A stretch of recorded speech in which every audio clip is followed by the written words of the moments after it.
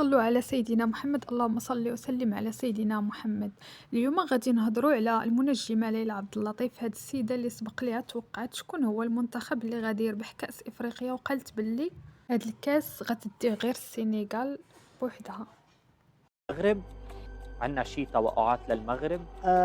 سيشهد المغرب خلال المرحلة المقبلة تغيير حكومي بارز مع ظهور وجوه جديدة إلى الواجهة السياسية في المغرب، مع بداية إصلاحات شاملة تعم المغرب وبقرار مباشر من الملك المغربي بهدف كمان محاربة قضايا الفساد. حتحصل بكل الدول إن شاء الله، كله حيحارب الفساد في كل دوائر المغرب.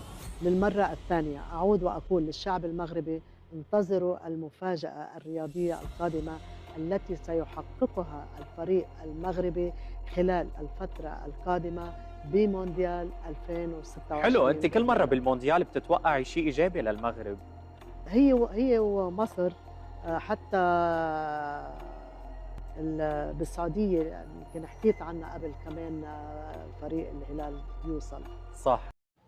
كنت توقعت أن كأس إفريقيا ما غادي يفوز به لا مصر ولا المغرب ولا الجزائر، وإنما الفائز هو السنغال. هاد الشي وقع بالضبط، وماشي غير هاد الشي، وكان بل سبق ليها توقعت أن المغرب هو غادي يفوز بشرف تنظيم كأس العالم 2030.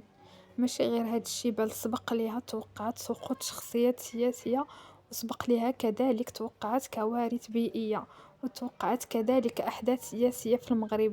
وداك الشي اللي وقع بالضبط. هاد السيدة اللي كاملين كنعرفوها ما كتوقع ما كتنجم، وإنما معظم المعلومات اللي كتقولهم أو التوقعات كيكون المصدر ديالها جهات خارجية. معظم الناس كيقولوا باللي هاد الجهات هي اللي كتحكم الآن في العالم، لكنها مؤخرا خرجت في بعض البرامج وقالت كلام اللي في شكل، وقالت على أنه المغرب غادي يحقق إنجازات تاريخية وغادي يصدم بزاف ديال الدول اللي كانوا ضده. غادي يحقق إنجازات تاريخية على المستوى الرياضي والسياسي والاقتصادي. هاد الهضرة اللي قالتها ليلى عبد اللطيف خلقت جدل كبير على مواقع التواصل الاجتماعي. هاد الشي اللي قالت ليلى عبد اللطيف وكيفاش غيوقع، خليكم معنا اسمعوا، لان هاد الشي اللي غادي تسمعوه خطير. كما انها خرجت في واحد الفيديو اخر وقالت ان بزاف ديال الناس، بزاف ديال الوجوه السياسية غادي تغير في الساحة المغربية بناء على تدخل ملكي وقرارات سامية. وقالت ان المغرب مقبل على إنجازات تاريخية، وغادي يكون واحد الاتحاد ما بين المغرب والجيش.